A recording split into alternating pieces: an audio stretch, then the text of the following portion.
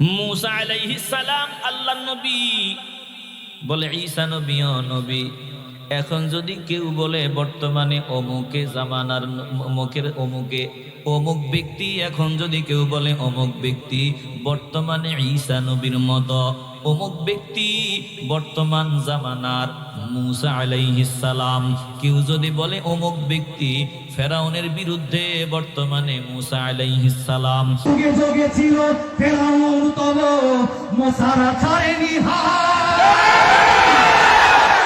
আমরা আমাদের সময়ের মুসা আলাইহিস সালামকে পেয়েছি কিনা বলেন? প্রতিটা সময় প্রতিটা ফেসিস্টের সামনে, প্রতিটা ফেরাউনের সামনে আমরা প্রতিযোগিতা একটু করে মুসা আলাইহিস সালাম। আমাদের সবাইকে শহীদ হওয়ার তৌফিক দান করুন। ভালো করে লিখিয়া নাও, তোমার গোটা জিন্দেগির সব বন্দিগি বরবাদ। নতুন করে কালেমা পড়িয়া নাও, নয়তো তোমার কপাল পুড়ে গেছে। জোরে কোন ঠিক কিনা? আশ্চর্য ব্যাপার।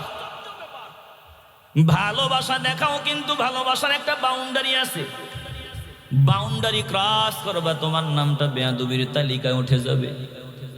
এই যে একটু আগে আসার সময় মোবাইল ফোনের মধ্যে দেখলাম বাংলাদেশের একজন কবি যে কবিতা লিখছে, হাদি ভাইয়ের নামে কবিতা লিখতে গিয়ে ওই কবিতাতে বেয়াদবি আছে, সাহাবায়ে কেরামদের সাথে মিশায় লাইছে, নবীদের নাম নিয়ে এটা তো বেয়াদবি আছে। বলে এই কবিরে দেখলাম একজন আলেম বসা অবস্থায় বসা আছেন, তিনি কবিতা গাইতে গাইতে তিনি বলেই ফেলছেন বর্তমানে এই আলেম নাকি বর্তমান জামানার মুসা আলাইহিস সালাম। এত আসতে বলবেন নাউজুবিল্লাহ।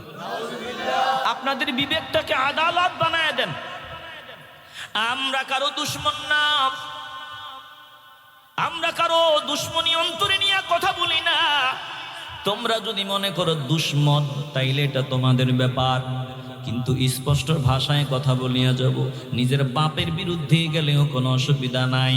শুনিয়া লো, যেই মাত্র ওই আলেমকে বসাইয়া রাইখা বলছে এই আলেম বর্তমান সময়ের মুসা আলাইহিস সালাম, বলে যে বলছে তারও ঈমান গেছে, যে শোনার পরে বুঝার পরেও যদি প্রতিবাদ না করে থাকে তাদের ঈমানও বাতিলের খাতায় চলে গেছে। একটা জবানও বন্ধ হবে না, ঈমানের আওয়াজ দিয়ে বলবেন, বলেন নবীদের সাথে আমাদের তুলনা চলে? আমি যদি স্পষ্ট বিবেকরা আদালত বানান, যদি কেউ বলে এই লোক ঈসা আলাইহিস সালামের মতো, বর্তমান সময়ের ঈসা আলাইহিস সালাম, ঈমান আছে না কাছে? এই জন্য বাবা হাজার মন দুধ কয়েক ফোঁটা মুদ, সব শেষ। অনুরোধ করিয়া বলি, ঈমান বড় দামি দৌলত। এজন্য আল্লাহর কাছে দোয়া করো, আল্লাহ ঈমানের ওপর রাখিও, বেঈমান বানাইও না। যতদিন বাঁচায় রাখো ঈমানের ওপর রাখিও, দুনিয়া থেকে বিদায়ের সময় ঈমান ভিক্ষা দিও। আয় আল্লাহ, বেঈমান বানাইয়া বেইজ্জত করিয়া জমিন থেকে বিদায় নিও না। এরে বাবা, দিল থেকে ভালোবাসার আওয়াজ নিয়ে বলবেন, আমরা ঈমানের ওপর অটল থাকিয়া জমিন থেকে বিদায় নিতে চাই কি চাই না? ডেকে নিবে যেদিন আমারে তোমার প্রিয় করে নিও, হায়াতের দিন ফুরালে খাতেমা ঈমান মোরে দিও, কালিমা নসিবে মোরে দিও। ও আল্লাহ,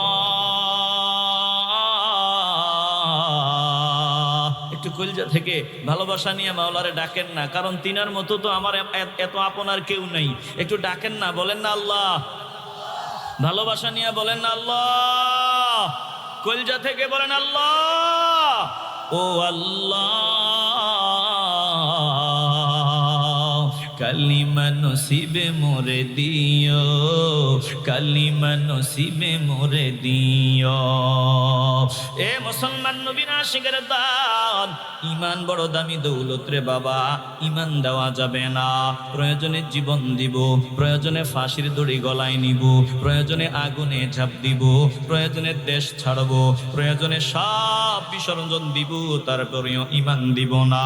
বলে ঈমানের উপর অটল থাকতে গিয়ে যদি আমার বাবা আমারে ত্যায্য করিয়া দেয়, ঈমানের উপর অটল থাকতে গিয়ে যদি আমার মাও আমারে বাদ দিয়া দেয়, ঈমানের উপর অটল থাকতে গিয়া যদি আমার পীরও আমারে তালাক দিয়া দেয়, ইমানের ওপর অটল থাকতে গিয়া যদি দুনিয়ার সবাই আমারে থুতো মারে, বলে অসুবিধা নাই, সব দেওয়া যাবে, ইমান দেওয়া যাবে না।